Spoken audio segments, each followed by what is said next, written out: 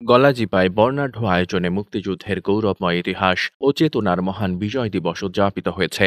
দিবসটি উপলক্ষে মুক্তিযোদ্ধা স্মৃতিস্তম্ভে পুষ্পস্তবক অর্পণ, মুক্তিযোদ্ধাদের সংবর্ধনা, আলোচনা সভা, শোভাযাত্রা, প্রীতি ফুটবল ম্যাচ এবং সাংস্কৃতিক অনুষ্ঠানের মাধ্যমে দিনব্যাপী বিভিন্ন কর্মসূচি পালন করা হয়। ১৬ই ডিসেম্বর সোমবার সকালে গলাচিপা উপজেলা প্রশাসনের উদ্যোগে মহান বিজয় দিবস উদযাপনের কার্যক্রম শুরু হয়। ভোরের আলো ফোটার সাথে সাথে ৩১ বার তোপধ্বনির মাধ্যমে দিবসের সূচনা হয়। পরে স্থানীয় প্রশাসন, রাজনৈতিক দল, মুক্তিযোদ্ধা, সংসদ, সরকারি বেসরকারি বিভিন্ন প্রতিষ্ঠান, শিক্ষা প্রতিষ্ঠান, সামাজিক ও সাংস্কৃতিক সংগঠনের পক্ষ থেকে মুক্তিযোদ্ধা স্মৃতিস্তম্ভে পুষ্পস্তবক অর্পণের মাধ্যমে শ্রদ্ধা জানানো হয় বীর শহীদদের। এছাড়া শহীদের আত্মার মাগফিরাত কামনায় দোয়া ও মোনাজাত অনুষ্ঠিত হয়।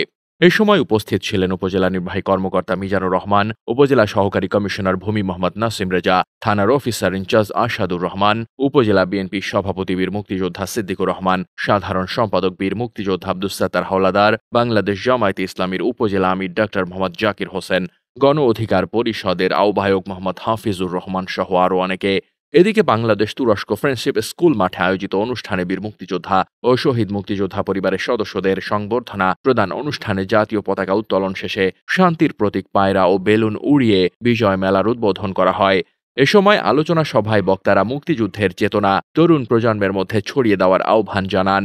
এছাড়া বিজয় দিবসকে স্বাগত জানিয়ে উপজেলা শহরের রাজনৈতিক দল বিএনপি, জামায়াতে ইসলামী, গণ অধিকার পরিষদ ও ইসলামী আন্দোলন বাংলাদেশের পক্ষ থেকে বিজয় র্যালি করা হয়েছে।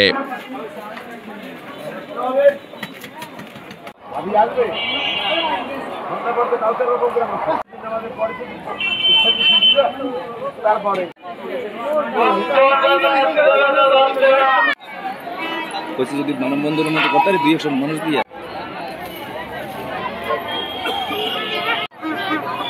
আর তবে দিয়ে এম বাসা বুঝতো এই না তো হ্যাঁ